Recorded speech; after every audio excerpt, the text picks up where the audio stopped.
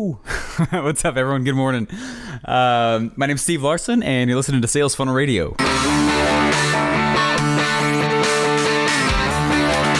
Welcome to Sales Funnel Radio, where you'll learn marketing strategies to grow your online business using today's best internet sales funnels. And now, here's your host, Steve Larsen.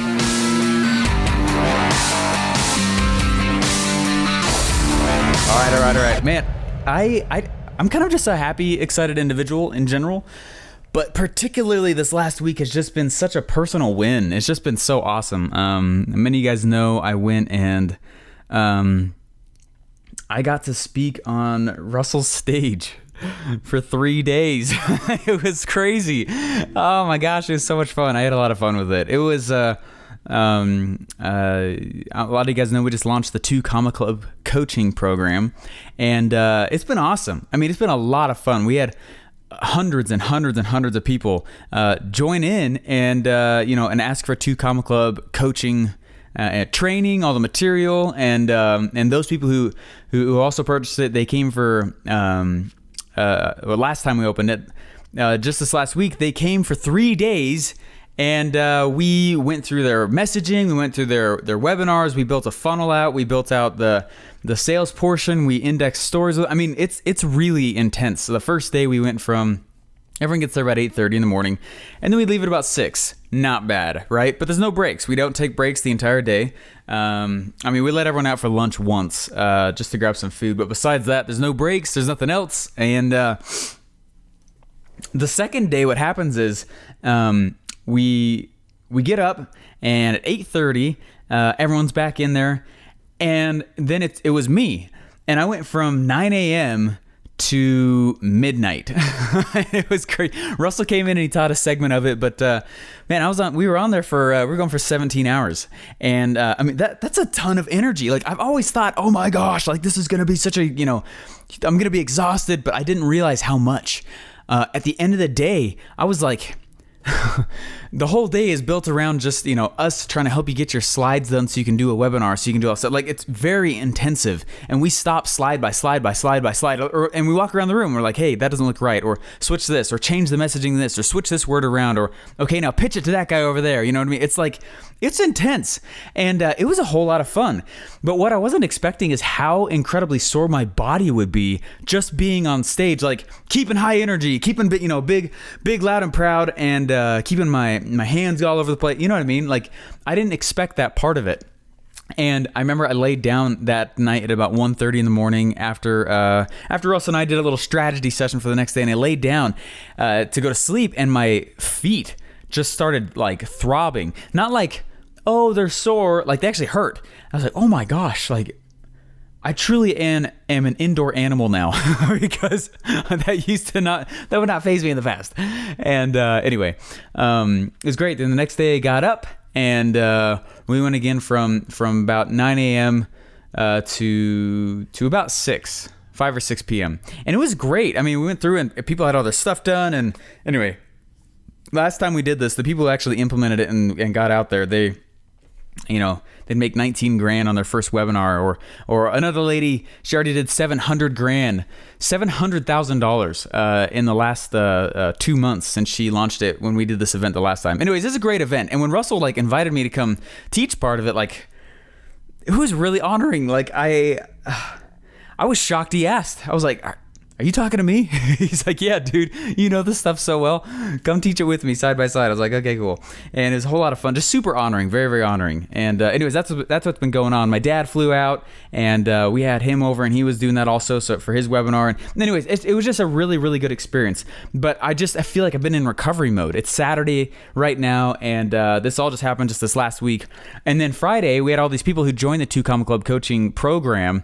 There's a 2-week program that we put you through before that you can even come to Boise, so that you can be prepared for it. And I had my first Q&A session over the phone. It was over instant teleseminar, and these guys went in. They got it was about 70 people on the phone with me, and I was on for 3 hours straight. It was crazy, and it was funny. It was so funny because at the end of the day, I walked back into the room where Russell was, and I sat down at my office, or my desk there. And Russell was like, I think he's kind of laughing. He goes, "Hey, how you doing?" I was like, it's going really, really well. I didn't expect, I was like, I have so much more empathy for how you feel after your events. Like, that was really intense. A solid, like, 17-hour day, another 8 hours after it. I only slept. I went to bed at 5:30 in the morning, a few days before the event started, just because I was preparing. I was trying to get ready. You know what I mean? I got a pretty big home office here, at least floor space wise. And I was walking around and I was teaching as if people were in the room, and I was getting really intense, really animated. I got whiteboards all over the place. I was drawing stuff out, doing all the things that I would to help concepts sink in deeply for when I was going to actually be on stage and teach. You know what I mean? It's one thing to know it. It's another totally different thing to teach it, you know? Anyway, so that's what's been going on with me. And I'm so sorry. I feel like I haven't been, I guess I have launched a few podcasts lately, but I realized after I was doing the Q&A session, I was like, wait, I have a Q&A session of my podcast, and I haven't done that in probably, I don't know. I mean, it's been probably 30 episodes at least, you know what I mean? And so I went and I looked at the app that I use for people to ask questions to me. If you guys don't know what I'm talking about, go to salesfunnelradio.com. Scroll down a little bit. There's going to be a green button on the right that says record voicemail, and you can record a voicemail question and be straight across your browser. It's really awesome. It'll email the copy to me. And what I do is I kind of vet the questions to see which questions could apply to everybody. And those are the ones that I placed inside the podcast. So I'm going to do that, okay? I lined up about 1, 2, 3, 4, 5, 6, 7. I lined up about 7 questions. So I'm going to play the questions so you guys will hear it. And then I'm going to answer them real fast. Does that sound good? So this podcast might go a little bit longer than normal, but it's only because I have not done a Hey Steve segment of this podcast for a very long time, and I'm so sorry. And it just hit me while I got so tired in the middle of my 3-hour Q&A session yesterday. I actually sat on the floor for a while with my laptop answering questions, and Russell came in and Melanie came in, and they're handing me like snacks and treats because I was just going and going and going. It was really fun. We had people from all across the world on there. It was so fun. But anyway, so let me play this first question here, and I'm just going to kind of shotgun fire over several of these questions. Does that sound good? Cool. All right, that's the plan. Let me put the first question in here. Hey, Steve, how's it going? It's Adam here, 20-year-old college student out of UMass Lowell. I just had a quick question for you. So you had mentioned before how you started off by providing a free service where you would build sales funnels for companies that were already established. And I kind of want to take that same approach, as I have a pretty in-depth knowledge of how to use ClickFunnels. I've been using it for a while now. I know all the tools inside of ClickFunnels, like how to use Actionetics, setting up email sequences, all that fun stuff. And I kind of want to take the same approach where I provide a free service to go into a company and build a sales funnel for them. And I was just wondering if you could give me some insights on what approach I should take. And I feel like that would be really beneficial for a lot of others out there. So thanks for your time. I really appreciate it. Hey, Adam, that's a great question. There's a lot of ways to do it. If you don't have any, okay, let's start with this. It's all about results. If you've never built for anybody ever, then you need to do it for free. You got to get out there and you have to do it for free. And that kind of sucks a little bit, but that's how it's going to work. Do it for free, because this is now very much a results-based economy. What you do, 100 other people can do in their immediate area. You know what I mean? They may not know it, but the moment they realize it, it's like, oh my gosh, why are you different? And so the way I actually got started was I was like, okay, what industries do I want to work in? So there's a little bit of a checklist I used to actually get started with this stuff. The thing that I started doing was I said, okay, number one, I want to work in an industry where there's a lot of money that flows into it, and it's a normal thing to do so. You think like real estate, right? Or cars, right? People expect to spend a lot of money in those areas. And I wanted to spend, because what's nice is if I was to get them an extra 2 or 3 sales a month, that would change their whole business. You know what I mean? Rather than going for something where it's like really low ticket e-commerce dropship style where there's hardly any margin in it. If I was going to go choose and try and prove myself to a market like that, I really have to increase volume to show and show massive improvement. Does that make sense? It's the power of the high ticket. So that was the first criteria that I was looking for. And the second criteria I was looking for is that they already needed to be in business with a customer base. I did the startup game for so long, just going person to person, startup to startup. And great, super awesome to do that. But you know what? It was really, really hard, because if for some reason the sales funnel didn't work the first time we launched, and half the time Russell and I launch a funnel, it doesn't work the first time. We have to see what happens and we make tweaks and then launch it again. And usually that's when it starts to really make money. Does that make sense? And so like these guys would come back and be like, oh my gosh, like you must not know how to build funnels. I'm like, actually, no, you're a startup and you haven't proven your market. You haven't proven your model. You haven't proven your product. Your business isn't proven. Like, you don't even know what you're doing. You know what I mean? They thought the funnel was the business, and that's not true at all. So anyways, if you're going to go do that, what I did is I just started making a list of the industries I wanted to go do that stuff in that fit those criteria. And then all I did is go to Google, search for your locally, different businesses with those industries. And I literally started shotgunning this email out, or I'd go find them on Facebook, be like, hey, I know this is weird. If you say that, then people for some reason put their walls down. If you don't say that, then they're going to be like, hey, this is weird. So you just call it out. I know this is weird, but I build these things online called sales funnels. And I just wanted to know if I could do it for you. I know it's kind of totally a left field, but I love your business. I love the industry. I love, and you can talk about their business specifically so they know that it's not spam. This works really well on Facebook Messenger, by the way, also. But hey, I really, really want to be able to show the market that I know what I'm doing in this area. Let me build what I call an internet sales funnel for you for free. It'll come out of my pocket. I'm literally just trying to get results as big as possible for anybody right now. Could I do it for you? It will be completely free to you. The only thing I ask is that when it works, only pay me if it works. And if so, I would love to get just like a video testimonial. And that's how I did it. And I shotgun blasted that style of message to tons of people. And I started getting response. And it's funny, anytime I want to get into a new industry, I still do that. I did that probably a couple of months ago. It was before we moved to our new office. But I was thinking about going into the real estate area, and I was like, who can I go build for free? And I just started blasting the same message across so many platforms that I think Facebook thought I was spamming people, which I kind of was, because I was trying to get my message out there and ask who I could build for free. And that was basically it. And I got back, great people. And less than a few days later, I was building for free for a lady who was a realtor to prove myself in the real estate niche. You know what I mean? So anyways, that's how I would do it. So hopefully that answered your question, Adam. All right. And here is the next question. Hey, Steve, I just wanted to know, do you do your own graphics or do you outsource it? And if you outsource it, what's your process? How do you do it? Thanks. Have a great one. Love your podcast. That question was coming from Gray Grimsley, and that is a great question. Graphics wise, if you've been in any kind of funnel building, you know that graphics is a heavy part of it. Graphics and video and copy, which is pretty much all web pages in general. But you got to solve that problem. So I do my own graphics. I'm pretty sure you're talking about like those little funnel box graphics that I made. Yeah, I made those. I used Adobe Illustrator for that. One of the things that I learned from Russell sitting next to him is he is so good at taking complex things and turning it into a simple picture. And when you can do that, your ability to teach is going to go through the roof. And so sometimes what I'll do is I still do it. I got whiteboards up here over on the side. And if there's something that I need to explain better, I will draw a picture. And it's one of the major reasons why half of his, he's got a lot of pictures in his books, and that's why he does it. It's on purpose. It's not just because, but it's so that we can explain things that otherwise would be very hard to see without a visual. So a lot of times what I'll do is I'll sit down and I'll draw the picture. And if you're not personally like a graphics guy, man, you can go on like Fiverr or freelancer.com or whatever and go and pay someone to make a little graphic out of it. It would not be if they charge you, more than like $50, like, they're probably charging too much money for you. So anyway, that's how I do it though. And that's how I've done it. But I use Adobe Illustrator. I was a layout head editor and designer in high school, and I've kind of always just liked layout and design. So I do it myself, but if you don't have that skill, that's fine. That should not stop your progress. All right, this next question comes from Art Boyd.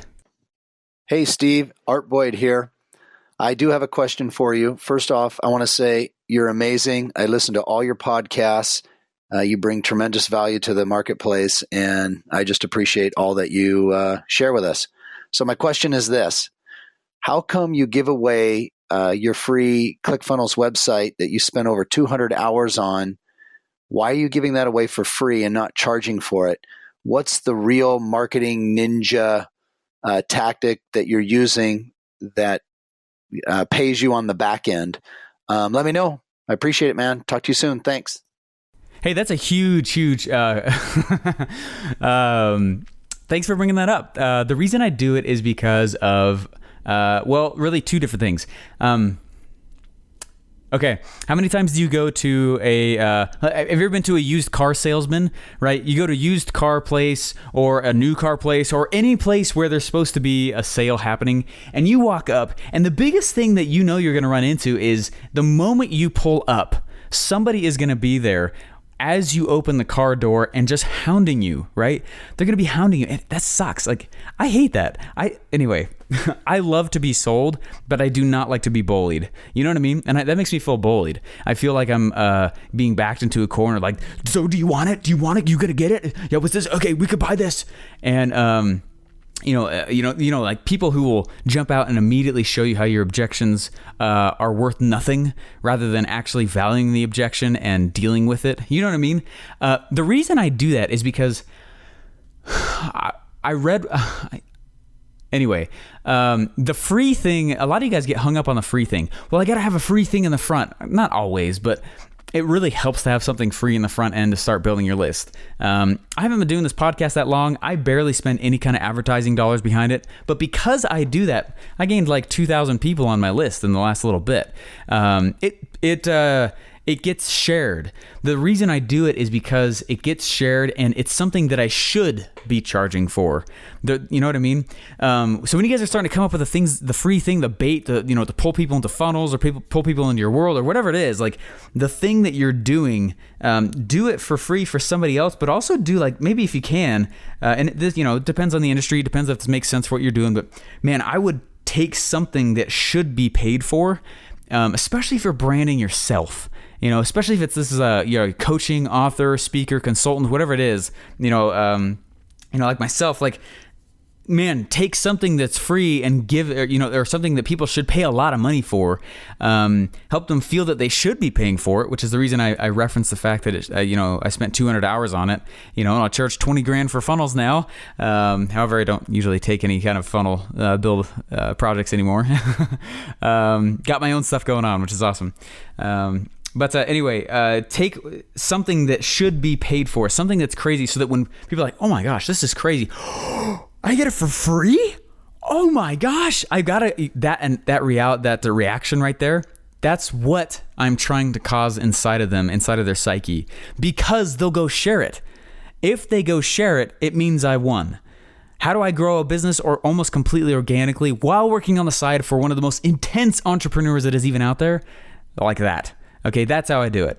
And what happens is, I know that if there's ever a product in the future, I have delivered so much freaking value. I have not, personally, I just know I have delivered so much value. My goal is to deliver so much value.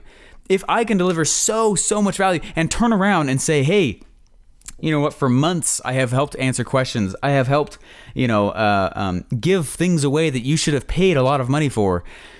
The next time that I do come out with a product and I say, you know what, this product, I actually can stand behind it. It took me a long time to make it, but it's going to help you do this. Here you go.